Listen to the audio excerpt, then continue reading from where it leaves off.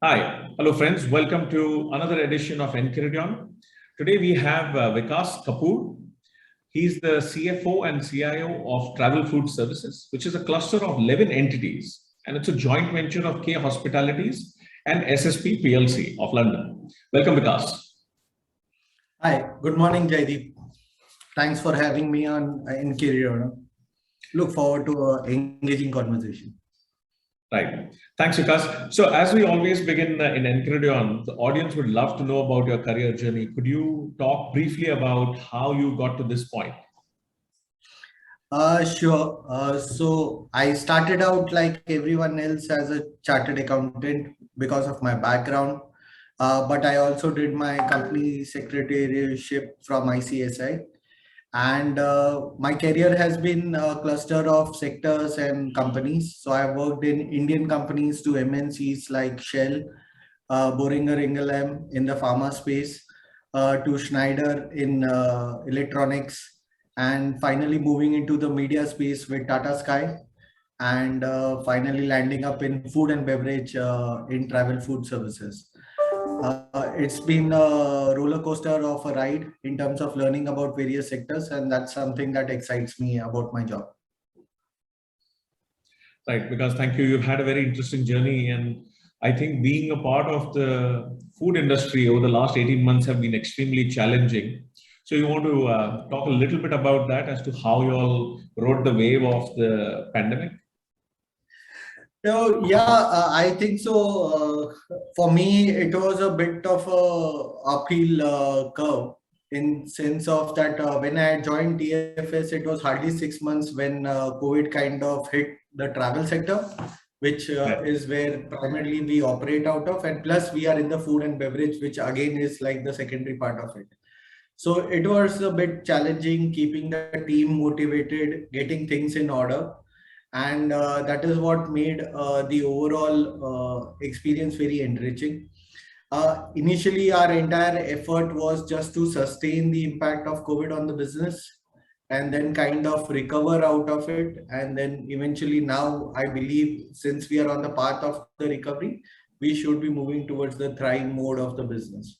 Uh, Luckily for us, we have been fundamentally a very strong group in India. And from that perspective, it is something that has contributed to us coming out of COVID pretty fairly successful. Excellent, because thank you so much. Let's come to the main core subject of the Enchiridion. The audience would be very interested to know about what is your approach or guiding principles to governance, risk, and compliance. Fortunately for me, there has been substantial part of my career which has been involved in reporting to the board directly at the early start of my career. And I've been fortunate enough to work both in Indian as well as MNC companies like Shell, which give a lot of value to governance, risk and compliance. Same with the case of Tata Sky or even with TFS being part of SSP group. What I believe is there are three guiding principles which I always harbor on people. One is the culture of the company, because that is what actually drives your governance success or your compliance success. The second I would say is walk the talk, something which every leadership keeps on saying. But frankly speaking, we never realize how much of your team members are evaluating you, monitoring you, observing you every point of time to see how you are taking those decisions. Specifically in finance, when you're dealing with a critical tax matter or say with a banker in terms of numbers and various other aspects, that is wherein the team is looking at those subtle nuances which as leadership we end up giving, which tells them about how we as individuals and as a company view the compliance program or the governance structure of the company. And the third, of course, is the push from the senior leadership in terms of how they view the entire compliance program. Do they want it like just like a tick in the box, or it is not just in letter but also in spirit? So that these three, I think, so are the basic guiding principles which have kind of helped me in my governance and overall journey. Very nice, Vikas. And I think you're right. It is mostly the implicit that sets the tone rather than the explicit. So as leaders, you need to be very conscious of how you act, behave, and pass on messages about these key subjects. Thank you for bringing that out. Now, as easy it is, but when you come to implement, there are certain challenges as well. I'd like you to talk a little bit about what are some of the challenges you face in terms of rolling out these kind of governance and compliance programs. And then what are some of the innovative methods you've taken to overcome those challenges? Sure, not a problem.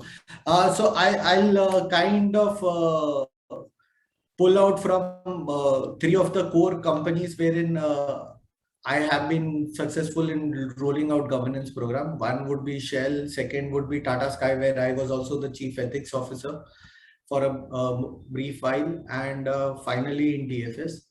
What I believe is, first and foremost, the biggest mistake people do is they try to create bolt-on compliance programs.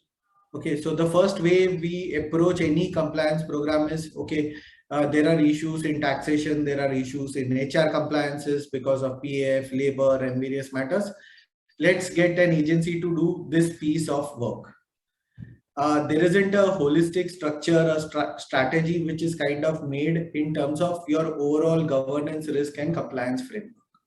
Okay, so like we create a complete business continuity plan or a disaster recovery plan, my view would be every company should create a compliance program per se, which could have three basic elements. One is your governance structure in terms of how you will manage your board related committees, your internal committees in terms of ethics, sexual harassment, and various other aspects. The second would be your hardcore compliance, which is more in terms of, are you filing your returns on time? What is happening in terms of labor matters and stuff like that. And the third and the more critical piece is, how are you driving the overall culture of compliance and governance within the organization? So as long as you tie these three pieces along, it kind of gels. So I can quickly relate to an incident in one of my previous entities wherein we rolled out a compliance program, and like typical compliance programs, those are top down. So we created posters, we created awareness sessions, we held town halls, we told everybody this is the right thing to do, this is the wrong thing to do. We went into an LMS system, put some programs into it, got everybody certified, banged on everybody's head.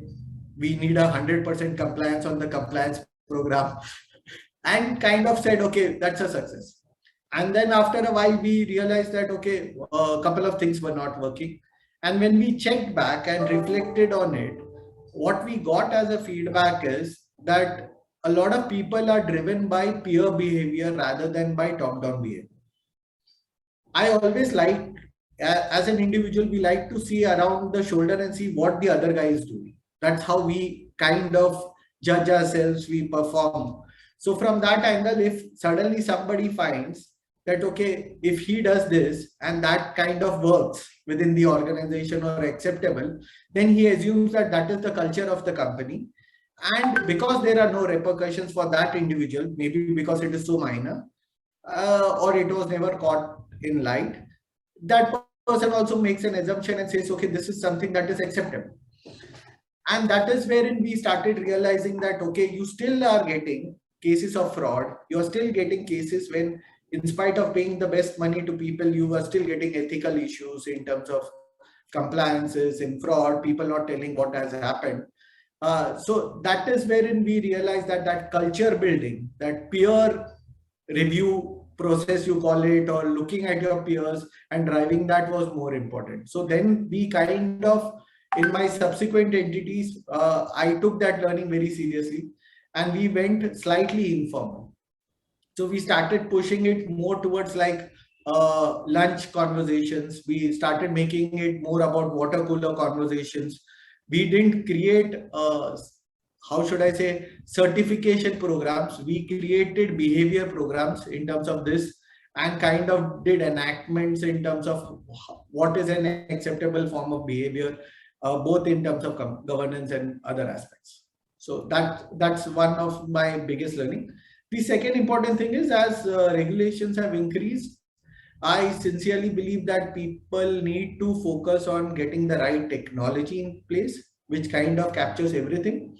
So if you're running a compliance program, have spend some money, put it on top of it, but get technology to monitor it, track it, report it, not only for yourself, but also people down the line in terms of transparency, and also to the board and the shareholders in terms of how the company is being run. The more you are transparent, the more better it is from that aspect. Vikas, thank you. And I'm glad you touched about the aspect of technology on it. Let's shift gears a little bit because our audience would like to know you a little better. Before we get into some personal aspects, how do you keep yourself updated about this field? I mean, we are literally living the VUCA. There's a lot of velocity, uncertainty, and things are literally very, very dynamic. How do you stay on the point on these subjects? There was a point of time when I used to fret about the smaller things in life. But over the period, I've been fortunate enough to have very good mentors in my life. Though these people have clearly told me, don't fret over the small stuff because it's kind of drain your energy out. So from that perspective, I do tend to read a lot. I prefer reading. And it's a combination of fiction and non-fiction at the time. And fortunately, I live in a city like Bombay where travel is a necessary evil. So I kind of use my time wisely while traveling either to office or traveling back in terms of catching up on some reading. Another interesting thing which has caught my fancy in the recent times and over the last 4 years, I've been doing it religiously is podcast. So just to kind of catch up 15 minutes in terms of what's happening, what's trending in the world, you are easily up to date. So yeah, that's kind of keeps me on balance in terms of what's happening. Thank you, Vikas. I must ask you to follow our podcast channel. Over the last several months, we've been releasing a weekly podcast on the developments in the space of compliance and legal judgments. So I'll pop that link over to you. Hopefully you'll catch up on those. Sure. Because when you're not working, when you're not reading up, when you're not at office, how do you rejuvenate yourself? So when I'm not bothered with office, the two things which kind of brings sanity back to me would be spending some time with my kid. He kind of helps me get back to the innocent world, as he calls it. And also I like playing a keyboard at times. So somewhere I have realized over the years, last few years, that music is something that calms me. So just kind of dabble a bit in terms of trying to play some bit of piano. That's kind of keeping me on my toes.